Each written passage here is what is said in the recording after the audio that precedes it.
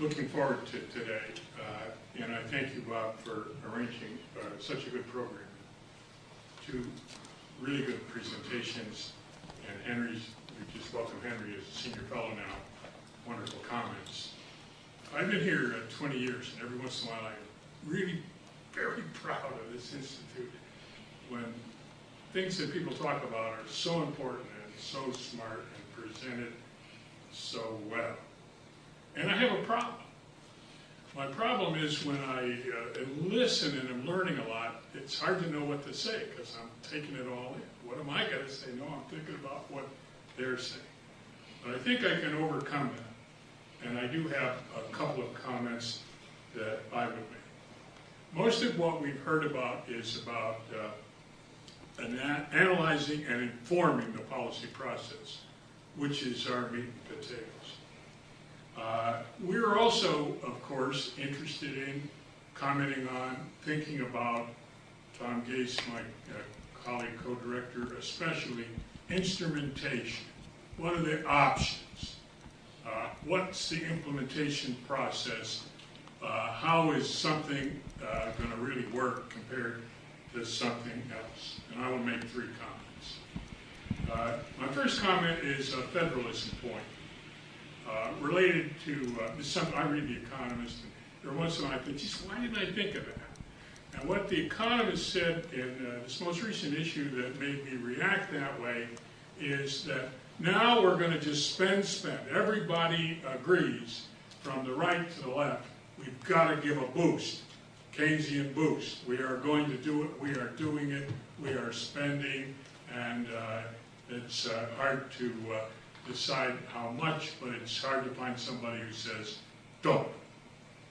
We need to get consumers, we need to get businesses, we need to get banks to spend and lend now, move this economy.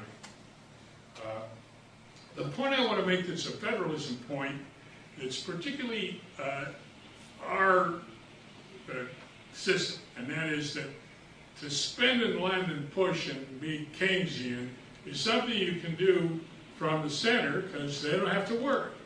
We'll figure it out later what to do with these deficits. Japan's government deficit is 1.3 times its GDP. What are they going to do? And we're going up there.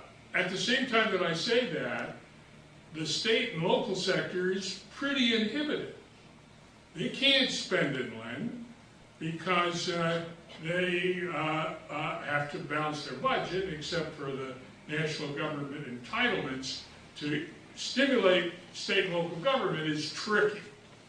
That's what I want to say. I want to expand on that in a minute. My second main point is that we're going to stimulate now. And I gave a talk recently, I don't know if copies are out, Mark, the State Academy talk I gave, is that we are going to face, before too long, this administration is going to be looking not at how to spend, but how to stop spending. We are going to have, what is the man once said, deficits that will curl your hair. If they're now $1 billion, the federal deficit might be $1 billion now, realistically. And we're going to keep going. And it is not going to be long before we're going to have to say, hey, we have to spend smarter, we have to make very hard choices. Our special area is making government work better, government reform. We are going to need to reform government to be more efficient and make government reform perform better because we're going to have to before very long. Now I'd like to go to my third point. This is the great come and get it day. Remember that musical comedy? What was that? What one was it? Okay, forget that. But we're there. We're there. And there are all kinds of things being talked about for a new $300 billion stimulus package. Infrastructure spending, countercyclical revenue sharing we once had. We once had a PSE, public service employment stimulus. boost unemployment insurance, boost food stamps. These are all the things that could be the state and local sectoral components of a stimulus package that would pass soon or right after the inauguration. So I want to talk just a minute or two about instrumentation. What will spend and lend fastest and smart of these various options? And I particularly want to talk about infrastructure. This is going to be a longer, tougher bad period, as Don has convinced me very well.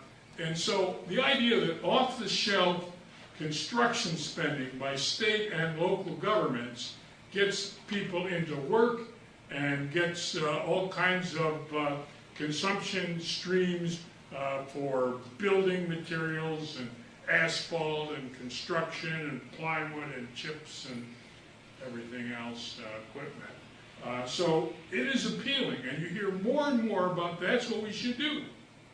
We should boost state and local infrastructure spending on off-the-shelf projects. Now, my question, like Henry's questions, is that a good idea?